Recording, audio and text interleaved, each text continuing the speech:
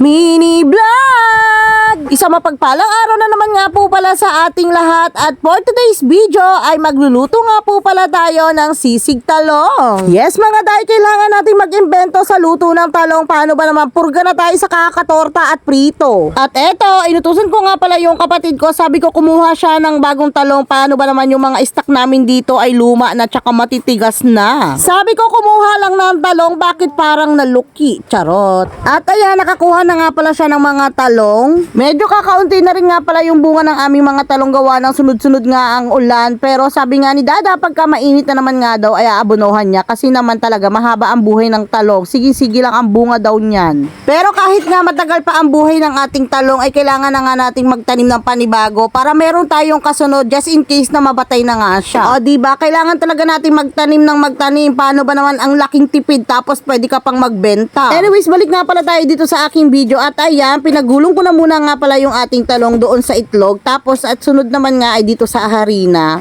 Yung harina ko pala ay nilagyan ko nga pala yan ng breading mix na pang fried chicken. Tapos konting pamintang durog, yun lang naman ang nilagay ko. Wala na ako masyadong nilagay ng mga pampalasa dahil hindi naman na talaga kami gumagamit ngayon ng magic sarap at saka bitchin. And sunod naman nga ay pinirito ko na nga pala yung ating mga talong. O diba, napakasarap niyan mga day kahit yan lang nga, kahit wag mo na gawing sisi. And after naman natin maprito ang ating mga talong, and next naman nga natin ay doon sa ating sizzling plate. Doon nga natin yan ilalagay para talaga namang sisig na sisig ang tema. Pinainit ko nga lang pala itong ating sizzling plate tapos naglagay lang ako dyan ng margarine and then nagisa lang pala ako dyan ng sibuyas. Hindi na ako naglagay ng bawang. Hindi ko alam kung bakit hindi ako dyan naglagay ng bawang pero hindi naman siguro talaga nilalagyan, diba? Pagkatapos naman natin yan, nilagay ko na nga pala yung ating talong.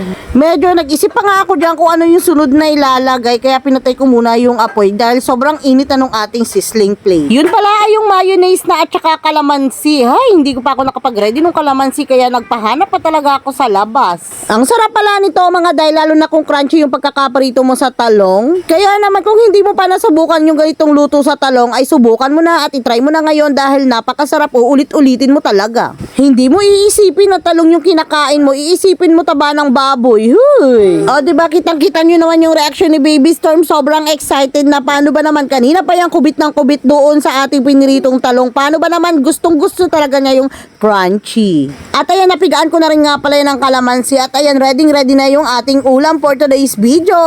Para sa akin na hindi pa yung gaanong perfect pero napakasarap na. Paano pa kaya kung perfect na yung pagkakaluto? At habang busy naman nga ako dito, tignan nyo naman yung mag-ate ay busy na sa pagkubit doon sa ating tirang mga talong. Hindi naman halatang nasarapan kayong dalawa dyan.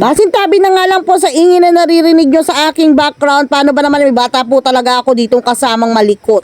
And eto na po, sabayan nyo na po kami sa aming gabihan. At ayan na nga rin pala ang Baby Storm nyo at kumakain na rin nga pala yan ng ating gulay na talong. Sa tingin ko naman ay satisfied na sila sa aking luto dahil may pa-thumbs up pa nga ang inyong basudenyang vlogger. Magluto na rin kayo nito dahil kahit nga bata ay mapapakain nyo nitong ating bagong recipe.